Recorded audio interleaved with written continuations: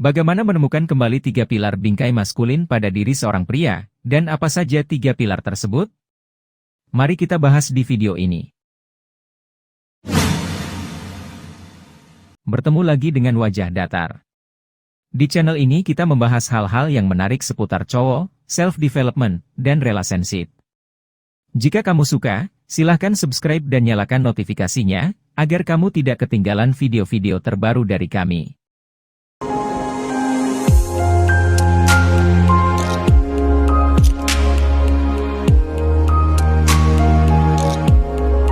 Masyarakat kita sekarang berada dalam keadaan kebingungan dan kekacauan yang mengerikan dalam hal pemikiran.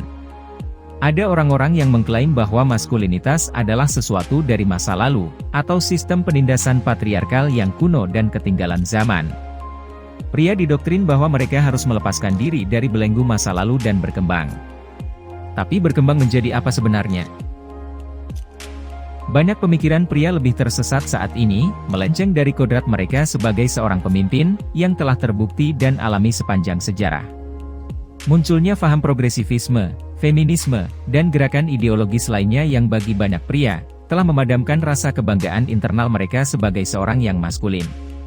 Seakan kaum Adam sekarang dihadapkan pada dua pilihan, untuk beradaptasi atau menjadi orang buangan. Agar pria dapat menyalakan kembali api maskulinitas dalam diri mereka, mereka tidak boleh berevolusi. Sebaliknya pria harus kembali ke masa lalu dengan menolak propaganda zaman sekarang, yang berusaha mengubah secara radikal dan menundukkan mereka pada keadaan keberadaan yang tidak wajar. Pemahaman yang tepat tentang 3 pilar bingkai maskulin akan memberikan pemahaman bagi pria yang tersesat dalam statis. Tidak hanya kejelasan dan harapan, tetapi juga jalan keluar dari kabut kebingungan pola berpikir. 3 pilar tersebut adalah energi maskulin, kontrol emosi, dan rasa percaya diri. Agar lebih jelas mari kita bahas satu persatu.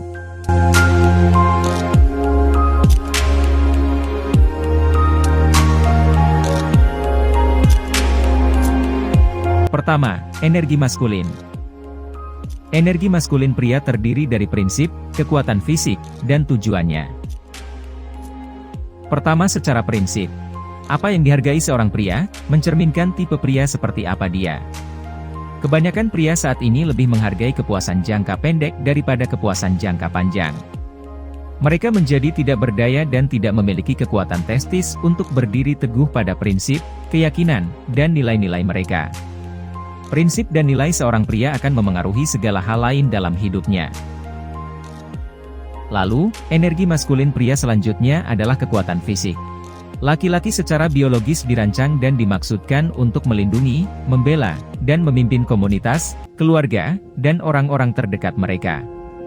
Laki-laki telah ditugaskan sepanjang sejarah dengan peran membela diri mereka sendiri dan orang lain terhadap ancaman dan musuh eksternal. Kita sekarang hidup dalam masyarakat di mana ancaman sehari-hari tidak ada, atau setidaknya tidak diucapkan seperti di masa lalu di mana itu adalah kebutuhan, hidup atau mati. Jadi, seorang pria secara fisik kuat untuk bertahan hidup. Orang yang lemah lebih rentan terhadap ancaman alam. Kekuatan fisik tidak hanya membuat seseorang lebih sulit untuk dibunuh, tetapi juga membuatnya dihormati oleh orang lain di sekitarnya. Juga, tingkat kekuatan seorang pria tidak hanya bergantung pada genetika, meskipun itu sangat memengaruhinya, tetapi lebih pada seberapa disiplinnya dia untuk melatihnya agar kuat dan tangguh. Dan energi maskulin pria terakhir yaitu tujuan. Masyarakat modern telah mempersulit laki-laki untuk mengungkap panggilan hidup mereka. Ada begitu banyak gangguan dan pesan campuran tentang apa tujuan seseorang seharusnya. Namun, izinkan kami meredakan kebingungan dengan menyatakan bahwa seorang pria pada akhirnya harus menciptakan tujuan hidupnya. Tidak ada orang lain yang bisa menjalani dan menggantikan hidup kamu. Lalu, apa yang seharusnya menjadi tujuan kamu? Untuk mengetahuinya, kamu harus dapat mendefinisikan nilai-nilai kamu dan apa yang kamu sukai. Setelah kamu menentukan bahwa kamu akan memiliki pemahaman yang lebih baik tentang apa tujuan kamu atau apa seharusnya yang harus kamu lakukan. Kami mendorong anak cowok dan cowok dewasa, yang tidak tahu jalan apa yang harus diambil dalam hidup, untuk mencoba hal-hal baru. Ciptakan tujuan, ritual, dan kebiasaan harian untuk diri sendiri.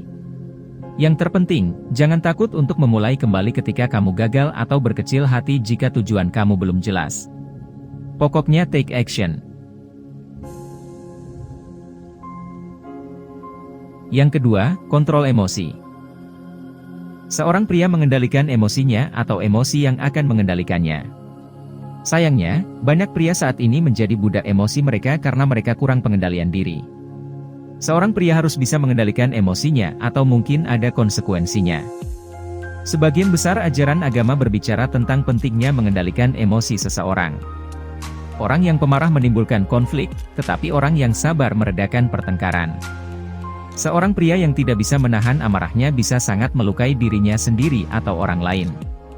Namun, pria yang bisa mengendalikan emosinya, ketika kekasih atau istrinya lepas kendali dan mulai mengujinya, tetap tenang dan meredakan situasi dengan mengalihkan perhatiannya sampai perilakunya berubah.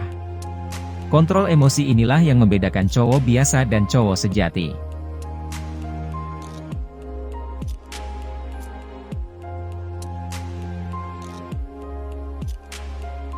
Dan yang ketiga, percaya diri.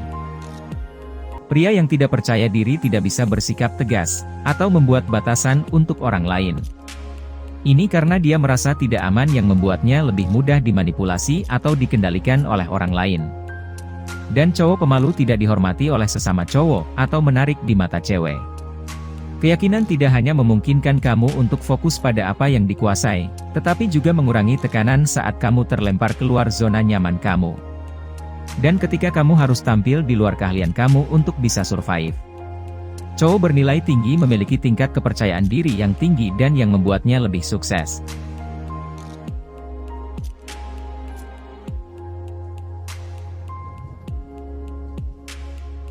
Tuhan telah menciptakan pria dan wanita berbeda, baik secara fisik maupun pemikiran. Tujuannya bukan untuk menindas satu sama lain, tapi agar bisa saling melengkapi. Ini sudah kodrat kita sebagai manusia. Jadi, sampai kapanpun pria dan wanita tidak bisa disamakan. Bagaimana pendapatmu? Silahkan tulis di kolom komentar.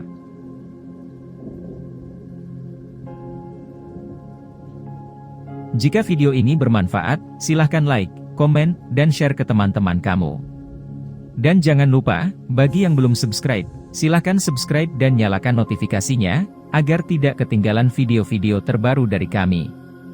Sampai jumpa di video selanjutnya.